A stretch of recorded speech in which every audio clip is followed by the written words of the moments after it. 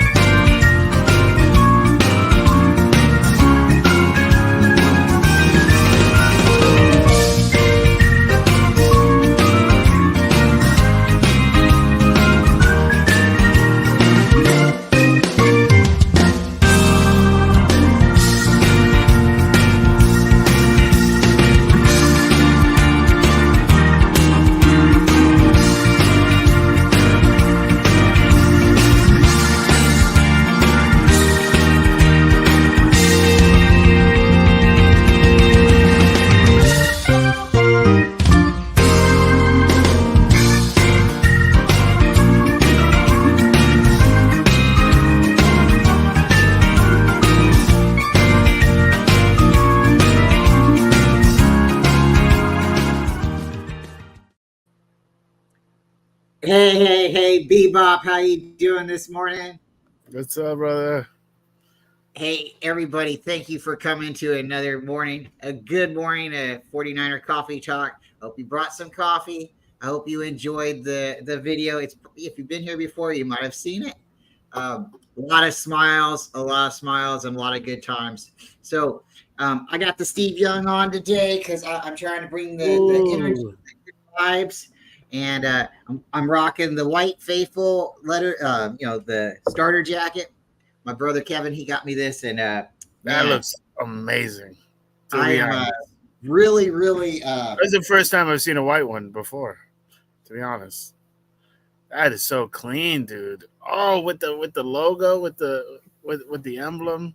So sometimes this side will be red if you find one. Right. This I got lucky, and it's white, and I got even the starter. Dude, that thing is so nice. He was looking around and he found it, and I got really lucky, and he just surprised me with it. So thank you very much. My wife's cousin and one of my buddies, he has a red one, and I'm hoping I can get a hold of him here. Maybe I can bring him on tomorrow.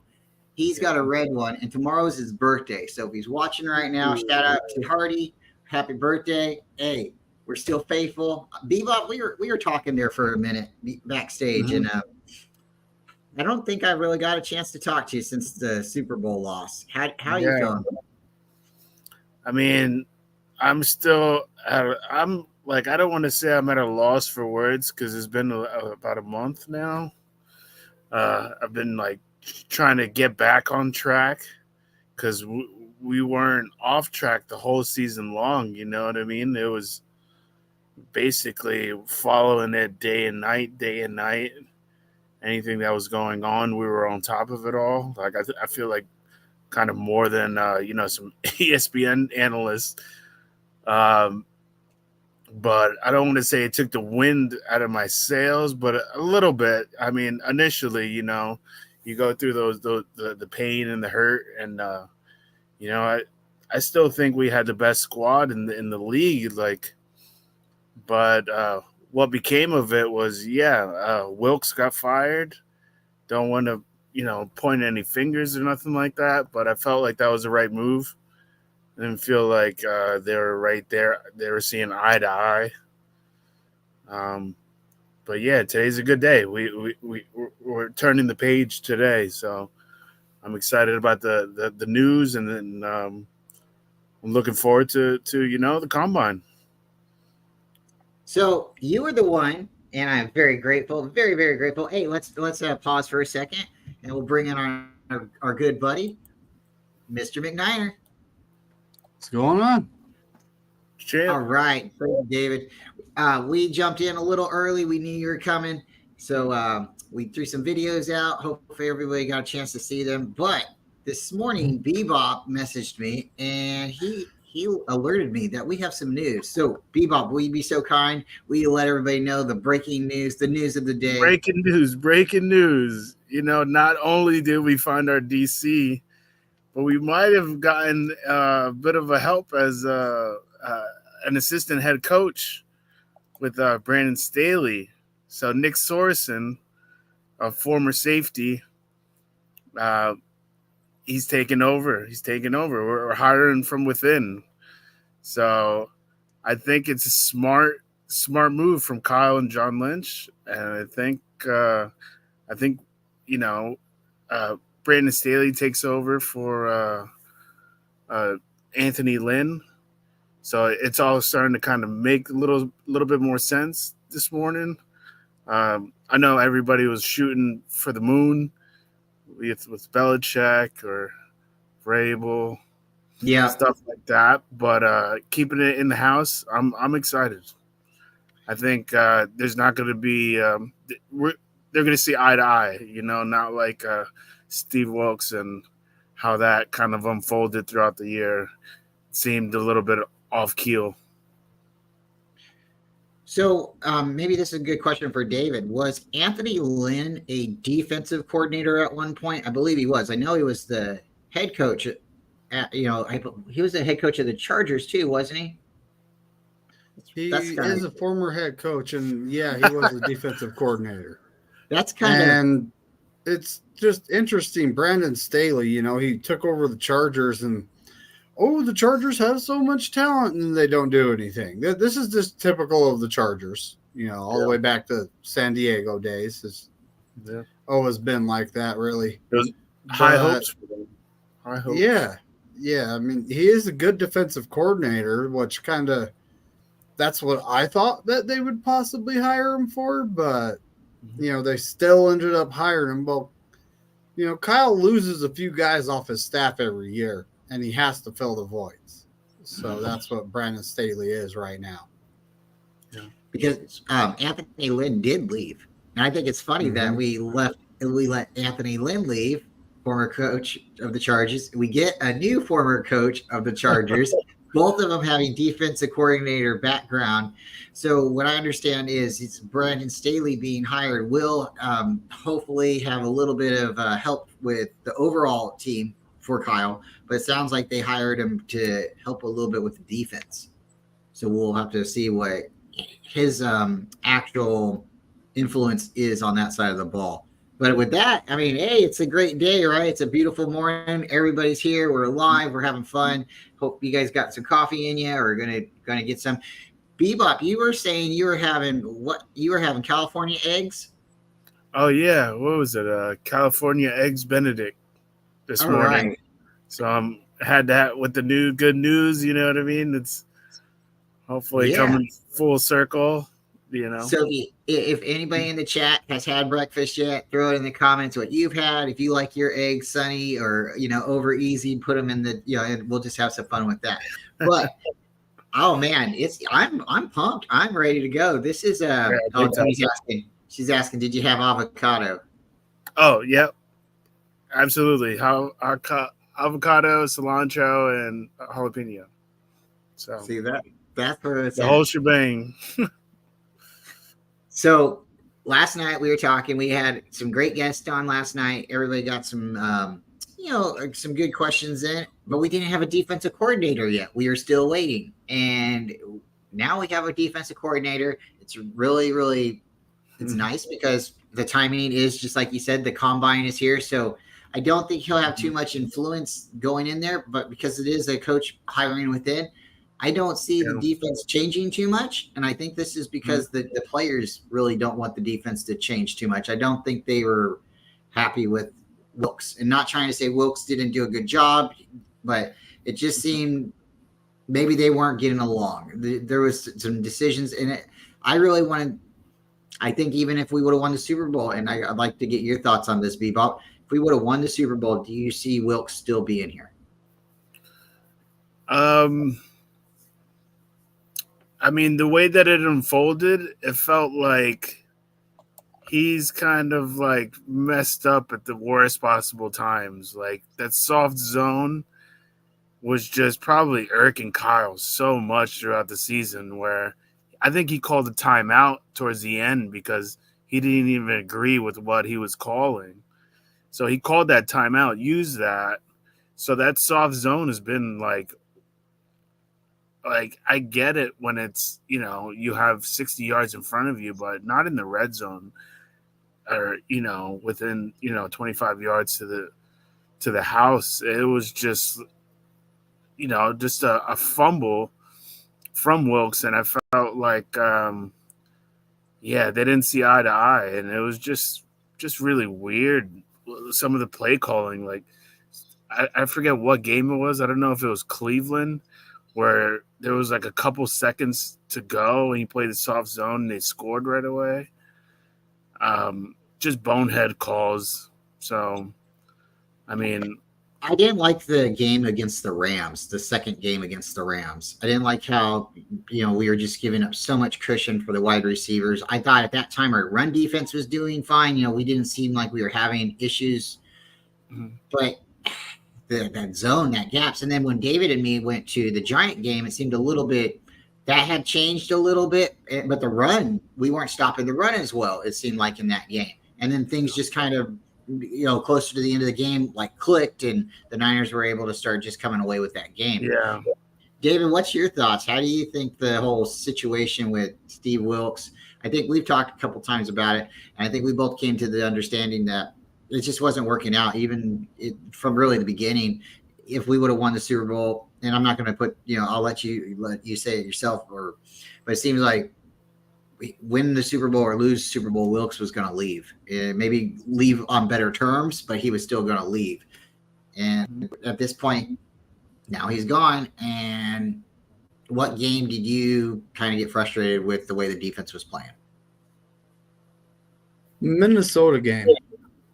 I honestly think they probably clashed, butted heads more than we'll ever hear. The Niners keep that stuff tight and in-house. But when he called the zero blitz in the Minnesota game, I think I don't think Kyle was very happy about that. And, maybe Kyle should have said, timeout. Hey, what are you doing? We can't be doing that. Maybe that was the point, in the season where Kyle said, I'm going to be fired, where he probably had the thought that he's going to be letting this guy go at the end of the season, One thing we've never seen him do is fire a guy in the middle of the season. We haven't seen him do that. True. Yeah, I think even with that pass, the almost interception, the zero blitz, against Minnesota, I think even if the interception would have happened, I think he had already irked Kyle enough. Like, hey, you got lucky there, but luck's only going to happen so much, and it's going to run out. So I think there was some rumblings. I don't think Steve Wilkes necessarily came to the 49ers with I'm not going to say bad intentions or, a good mindset, but he was a head coach. How do you go from being a head coach and step down and, like the sky is still blue and it's sunny, but it's kind of gloomy, isn't it? It's like you got a demotion. You didn't get a promotion. So yeah. I think that's one reason we didn't get Bill's Belichick. I don't know how well he's going to do as a analyst or a commentator. We'll see. Maybe he's got some good dad jokes. We'll definitely be listening. But I think you guys are right. I think they weren't getting along, and it's just best that they parted ways. And it's interesting to see Anthony Lynn leave. And why are we having constant change at the coaching staff? They keep some core people that are younger, and they've matured with us, but some of these older guys are leaving, and I really think it's because maybe Kyle's not getting maybe they're not going to say bumping heads too much or questioning each other, but it does seem like we're keeping the younger guys and some of these older guys are leaving. And does that seem to be your guys' perspective on this? Yeah, well, I'm glad we let Oliver go. I mean, he had some like one or two good plays throughout the year, but he was somebody that Steve Wilkes was able to bring in to kind of, he's the secondary type coach to kind of like push us and fix our secondary, which I believe he did in the long run of it all. But his play calling and the style, which, the timing, like what David said about the zero blitz, is just off. But yeah, I had something else, but I forgot. What do you think, David? Wilkes is a good head coach. Good head coach. Mm-hmm. But he also, had a defensive coordinator and an offensive coordinator. But then he came to us to be the defensive coordinator and to run not his system, but Kyle's system. So, there's just a few things that didn't mesh right off the bat. You're hiring a guy, he's going to come in and run a system that he's not normally running or accustomed to. And this year, though, we hired Sorensen, been with us, knows the players, knows the system. And I honestly wanted an internal candidate just because of the fact that he knows the system and knows the players. If Kyle's going to want to keep running the wide nine, which I'm not necessarily a big fan of, because it does leave some gaping holes for running backs and quarterbacks, Without a legit nickel, it's like without K1 Williams, it's hard to run that. Now, Lenore, when we started putting Lenore in a nickel, it was like having three linebackers out there. Mm-hmm. And a lot of people are saying we need QB, we need a corner, we need cornerback, we need a draft corner. You guys all realize when we draft a corner, he's not going to play. Kyle redshirts most rookies. Defensive line and offensive line, Brandon Ayuk was a first-round pick, so he got to play. Maybe that's it. Maybe they have to be a first-round pick to get on the field, right? But, at the same time, if we pick a corner in the third round, he's probably going to be sitting all season unless injuries happen and then he's forced to put him in. Yeah. So at this point, we have Ward, we have Lenore, we have Ambry Thomas, who's kind of inconsistent but good on special teams. Mm-hmm. We have Womack and Luter Jr., who joined us late in the season. And, we all saw the Danny Gray thing. This gives you an idea of what happened there. He already had his guys in place to play most of the time. And, when those guys joined, they were just depth pieces at that point because they didn't necessarily make a spot for themselves on the team during preseason. They both got injured. So, that's what happened with Danny Gray. Danny Gray came back. Kyle was like, oh, there's not really a spot for him. You're calling up a wide receiver from the practice squad, that Conley guy. And you're saying there's not a spot for Danny Gray on the, on the squad. Mm-hmm. So that's what happened with Womack and Luter Jr. We don't know what both of them have in the game because they just haven't played much in the actual game. Womack has shown flashes, right? Luter Jr. has size and speed, but this next year the red shirt's off. So I honestly don't look at corner like it's a high priority. If he'll probably draft one late, just to have a guy for depth, a guy with the upside, right? Along with our tight ends that we got that we haven't used, or even our Cameron LaHoo and Braden Willis. Yeah. Or the linebackers, D. Winters, Jalen Graham. Another set, we can use them, for their talents. Picked them pretty good picks, I guess, but if you don't see them play, it's just like the development takes kind of a long time. Like, are we really gonna, gain anything from the draft? Or we have to wait another 2 or 3 years? You can't be afraid to put players in because they make a mistake. If you're afraid players are going to make a mistake, then you shouldn't be playing at all, right? There's a certain point that mistakes are going to happen, and then you have to overcome. That's what good teams do. They overcome bad plays.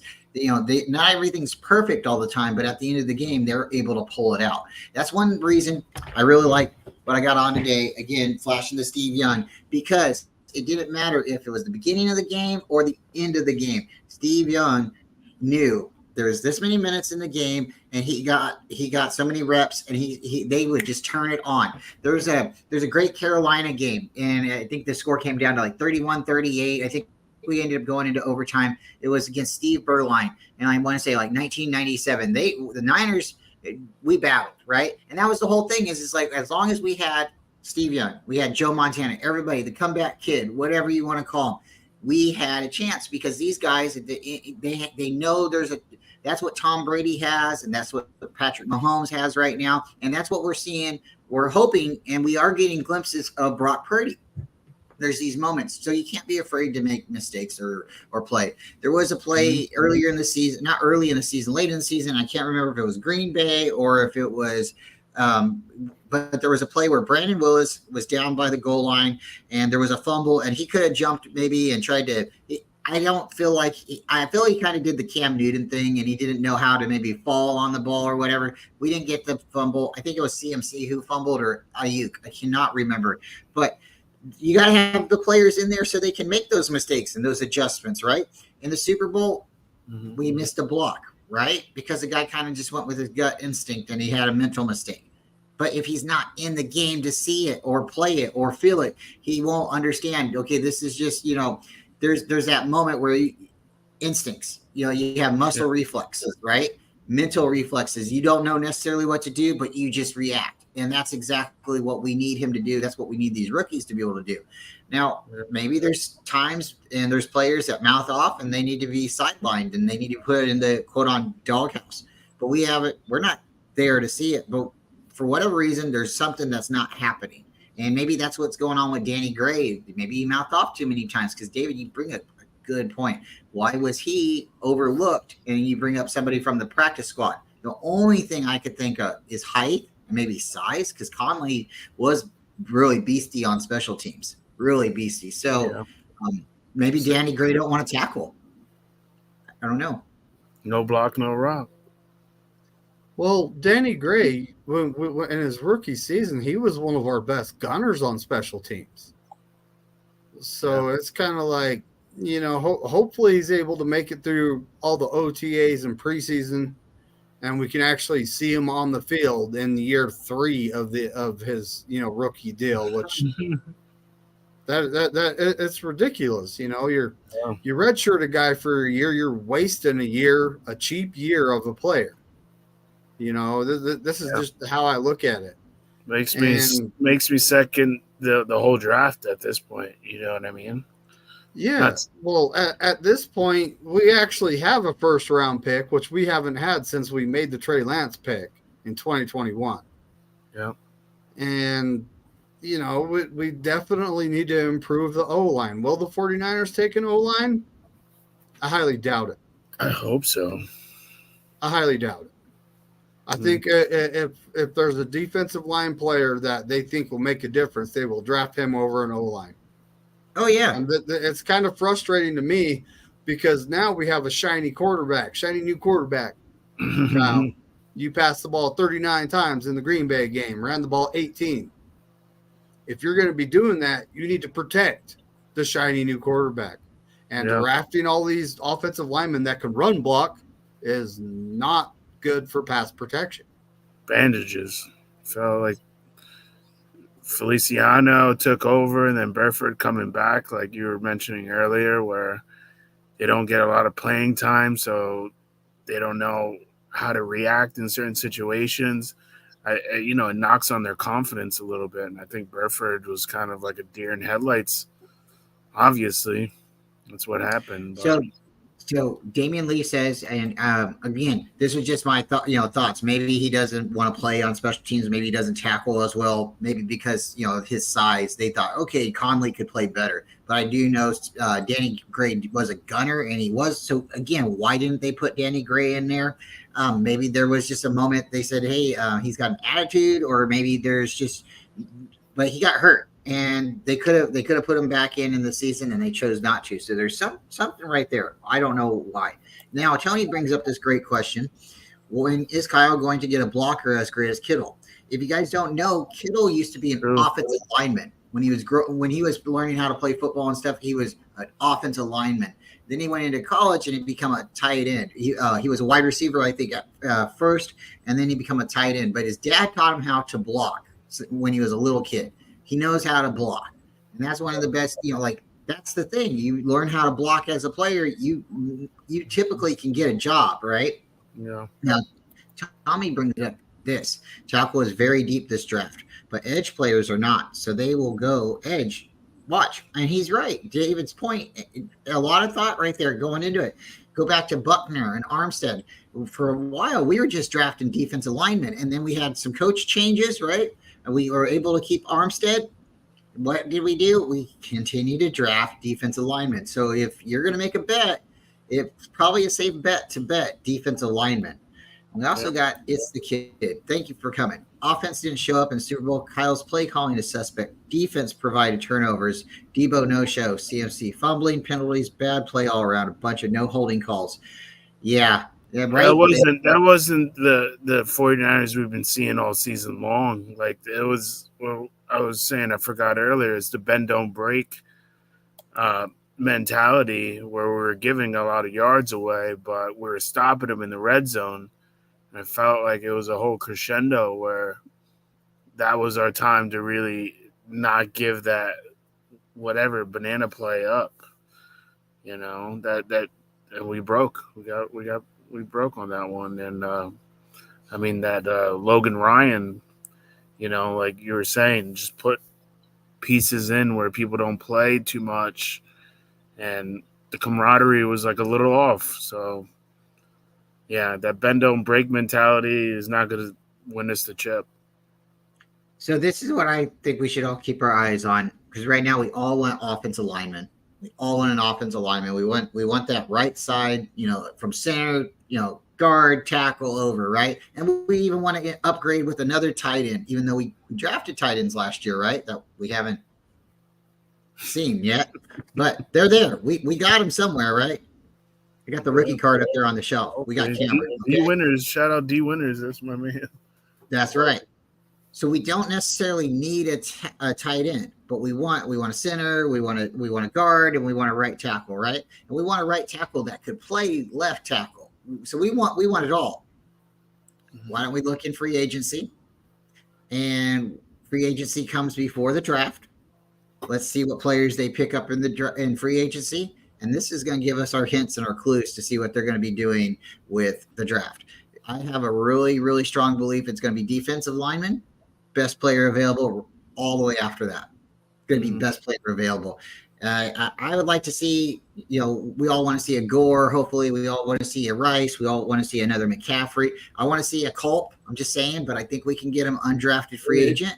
But that's a tight end. And again, I said we don't need a tight end, but don't we need it all? And you need the best player. So if somebody undrafted comes in, or the last pick in the draft is drafted and they're the better player, you got to go with the better player. I got to just say good morning to Dawn. Dawn, thank you so much for coming. Everybody, if you haven't seen Dawn, shout out to Dawn. She's a great member of the community. Shout out to Eric. Eric's a great guy as well. The coin toss was nuts. It was absolutely nuts. You guys want to get into that? What's your thoughts, David? You think it was the wrong decision in hindsight, or was it the right decision at the time? The defense was kind of gassed.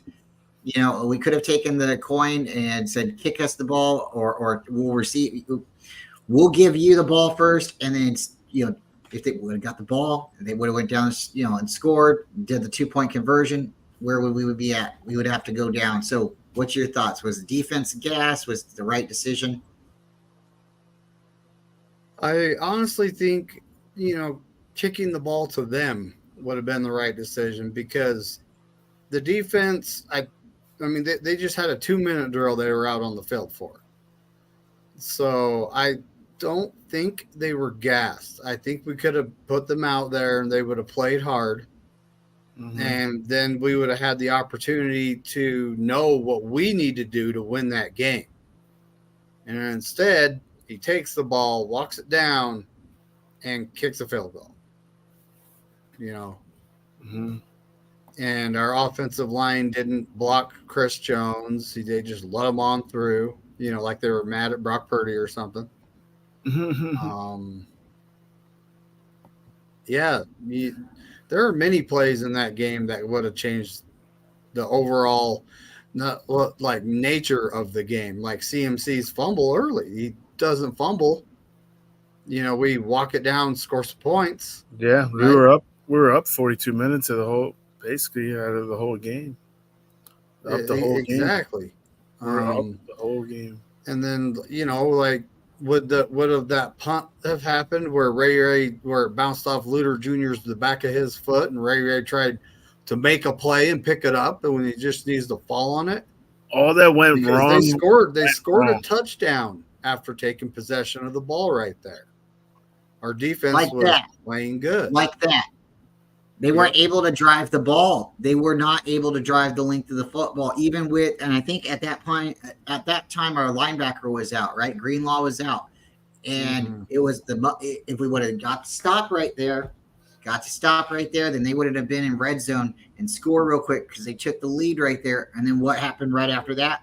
I believe we went 3 and out. Mm-hmm. And this is with Greenlaw going out and us not playing rookies. Jalen Graham and D. Winters has sideline to sideline speed. Oren Burks, he doesn't really have that speed factor to him. He's a solid special teamer. Yeah. But we had faster linebackers sitting on the bench, but they didn't get played because they're Oren Burks. Yeah, Oren Burks he's not an outside linebacker. He's a middle linebacker when he came over from Green Bay. So to put him on the out, he was getting those. He doesn't have the speed to be an outside linebacker. No, he's not. He's a middle linebacker. So, but yeah, Greenlaw went out. Kelsey came alive. You're not lying, Bryant. That's what happened. Greenlaw went out. Kelsey came alive. Started making catches. Yeah, and at that time, Kyle needs to say, "Hey, okay, what we're doing ain't working. We need to do something else. Let's not just leave the same guys in. Let's maybe, safeties. We're playing Logan Ryan, at the nickel, and maybe it was time to put Logan Ryan on Kelsey and bring in like Ambry Thomas to play the outside and." Let Lenore take the nickel. There's several things that could have happened that didn't. But this is all coulda, woulda, shoulda. Hindsight being 2020, right? I mean, like all season long, we were all surprised. I think by the end of the season that we were healthy. Everybody was healthy by the end of the year. For the last couple of years, we've been up and down that department, but. By the end of the season, we were injury free, and we literally lost 4 or 5 guys in that one game. And I'm still I'm telling you, I'm still in a fog from this all because it really felt like the sky was falling there for a minute. Our linebacker went out. Kittle's running to the, in half at the end of the game, for an injury, overtime, and then it's just one thing after another. Luciano, our weak side. So we got there, guys. Now we just need to figure out. Got to be the better team, right? And even when the sky is falling and there's holes and. You just got to figure out how to do it. Yeah. I think it's interesting, and it's not funny. It's kind of sad, but it is interesting. These losses that we've had have been different. Each one of them has been a little different. It was an overthrown pass in the 2017, the 2019 Super Bowl, the dropped interception against the Rams. Our quarterback went out against the Eagles. Guys, we get to the Super Bowl this year, and you could say maybe it was a coin flip. But we got there. So, it was one heck of a season. And I guess the only thing I would change is the outcome of the Super Bowl, really. everything else, we had one of the best offenses, one heck of a year. We had a rookie kicker who was making all of his extra points at one point, and then he misses 2 kicks, and everybody's like, "We need another kicker." But the team got cracking out. We have a punter who ran 22 miles an hour on a fake that got called back. Right? So the sky is the limit. It really is. I would like to see him get a punt returner. I would, or a kick returner.